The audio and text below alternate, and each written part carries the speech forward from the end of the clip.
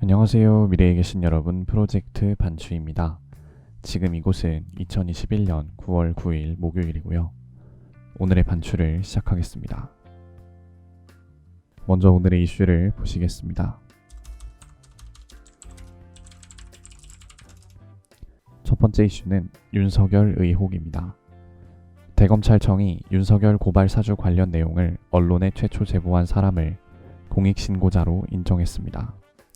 따라서 앞으로 이 제보자의 신분을 노출시키는 어떤 발언이나 행동도 할 수 없게 됐는데요. 윤석열 전 검찰총장은 어제인 9월 8일 괴문서 제보자, 제소자, 면책특권 뒤에 숨지 말고 누구든 당당하게 나와서 책임 있는 의혹 제기를 해달라. 어떻게 언론에 제보한 제보자가 공익신고자가 되느냐 라고 말했습니다. 이에 홍준표 의원은 메이저 언론도 아닌 허접한 인터넷 언론이 정치 공작을 한다고 언론과 국민 앞에 호통치는 것은 든든한 검찰 조직을 믿고 큰 소리 치던 검찰총장 할 때 버릇 그대로입니다.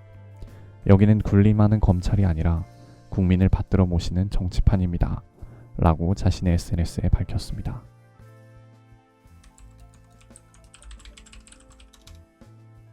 두 번째 이슈는 DP 세븐일레븐입니다.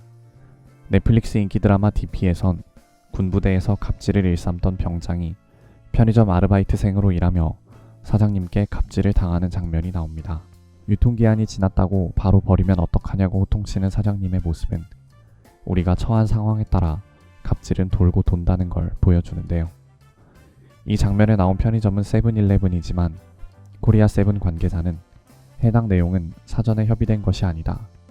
연초 촬영 공문이 왔을 때 협의된 내용은 세븐일레븐 편의점 안에서 아르바이트생이 상품을 진열하는 모습을 찍는 것이었다.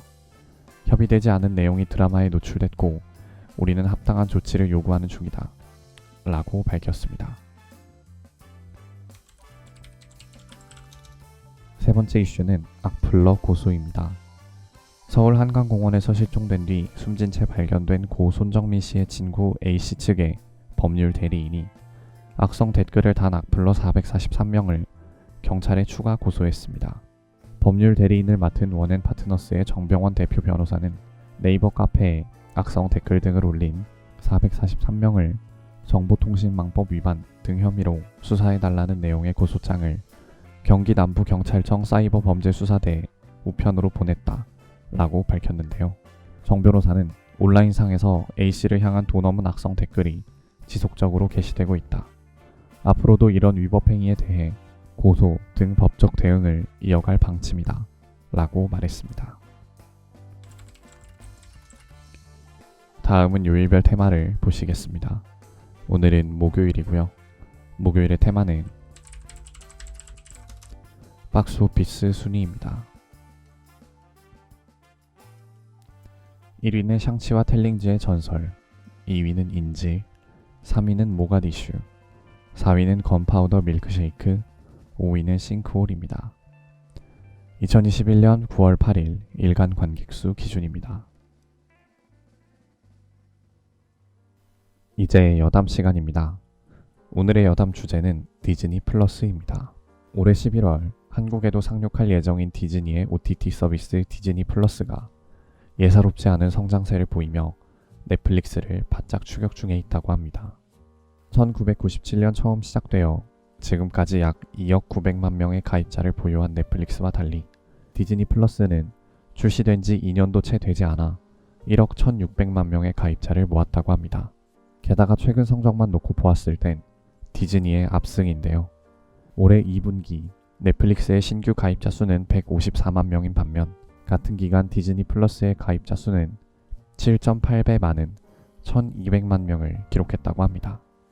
평소에 넷플릭스를 즐겨보는 사람으로서 저는 디즈니가 처음 디즈니 플러스를 출시한다라고 밝혔을 때 솔직히 저게 될까 싶은 그런 생각이 들었습니다. 디즈니가 가진 콘텐츠가 그렇게 OTT 서비스를 출시할 만큼 많은가? 이케아 마블이랑 디즈니 애니메이션 정도 아닌가 싶은 생각이 있었는데요. 제가 완전 잘못 알고 있었던 게 픽사나 루카스 필름 등 초대형 스튜디오들이 다 디즈니 소속이었고 다큐멘터리 채널로 유명한 내셔널 지오그래픽 채널도 지금 디즈니 소속이라고 합니다. 그래서 지금까지 구비된 콘텐츠만 8천여 편에 다다른다고 하는데요. 그래서 한국에서는 어떨지 몰라도 정말 세계적으로는 디즈니 플러스가 넷플릭스를 쫓을 만한 경쟁력을 가지고 있구나 하는 생각이 들었습니다. 11월에 디즈니 플러스가 한국에 상륙하면 넷플릭스와 또 어떤 양상을 펼칠지 굉장히 궁금합니다. 오늘은 이만 마치겠습니다. 오늘 하루 모두 수고 많으셨고 9월 9일이 생일이신 분들 진심으로 축하드립니다. 미래에 계신 분들 모두 과거를 거울 삼아 지혜로운 미래를 보내시기 바랍니다. 감사합니다.